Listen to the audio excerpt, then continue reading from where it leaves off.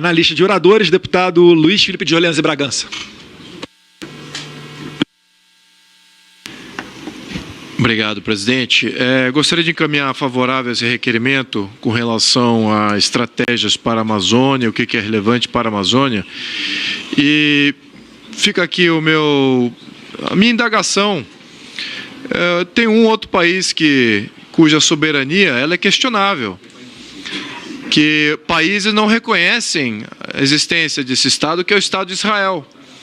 Então nós, lentamente, mas seguramente, estamos entrando na mesma situação de um Estado que não é reconhecido em seu território, em que sua legislação e seus parlamentares não têm a mínima inflexão sobre esse território e as pessoas que ali habitam.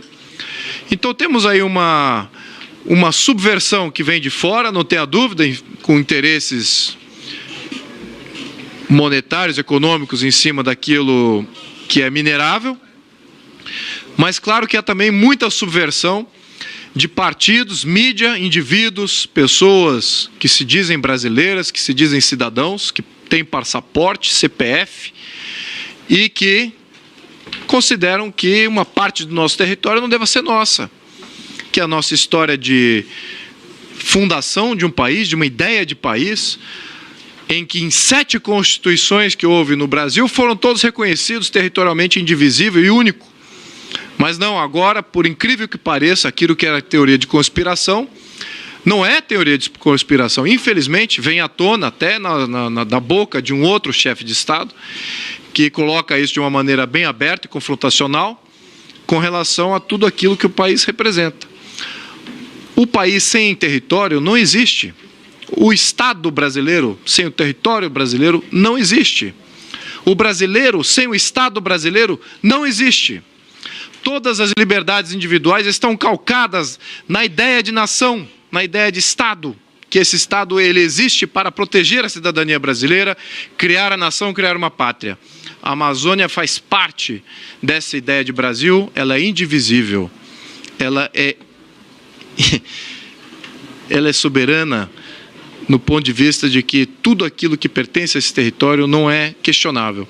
Fica aqui meu parecer favorável a esse requerimento. Gostaria de indicar aqui ao general que há elementos subversivos, general, que deveriam ser convocados também para essa audiência pública, considerando aí que temos uma grande emissora de televisão, de TV a cabo, de rádio, de mídia impressa, que chama-se Globo, que é uma concessão de Estado, recebe receitas de Estado e é financiado por Estado, deveria ser tratado como uma agência de Estado. Então, uma agência de Estado que é subversiva ao Estado brasileiro. Eu achei interessante convocar, talvez não nesse requerimento, mas a gente pondera talvez em paralelo, alguém que represente a Globo, e para que a gente entender qual é o jogo que a Globo joga neste jogo, se vai defender a soberania brasileira ou se vai se colocar junto com aqueles que querem subverter a sociedade brasileira e o nosso território nacional.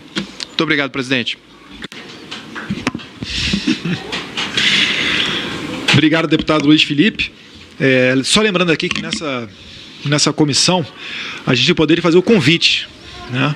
A gente não tem a possibilidade de convocar ninguém da Rede Globo. Mas, se não me engano, na comissão de fiscalização existe... Eu vou estudar melhor o regimento na comissão de fiscalização para ver se existe essa possibilidade. Enfim, conversamos depois. Conversamos depois. Mais alguém que queira discutir a matéria?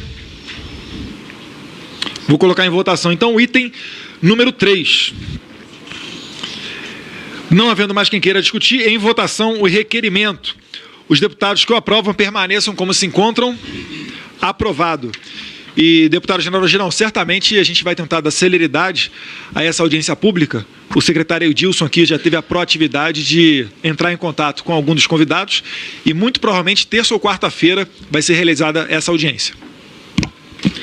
Item número 4, mensagem 587. Antes, eu queria só ressaltar o seguinte, já que nós estamos falando aqui de soberania, limites territoriais, eu queria lembrar que no fundo da sala ali está o busto do Barão do Rio Branco, o patrono da diplomacia brasileira, que, sem disparar nenhum tiro, conseguiu resolver pendências em Santa Catarina com a Argentina, ao norte do Brasil com a França, nas Guianas, anexou o que hoje nós temos como estado do Acre, e eu acredito até que seria justo, estava discutindo aqui com o secretário Edilson, para que nós dessemos um lugar de maior destaque ao nosso Barão do Rio Branco, para que fosse uma figura a ser relembrada nesse plenário, não como de direita ou de esquerda, mas exatamente acima de questões políticas e de questões partidárias.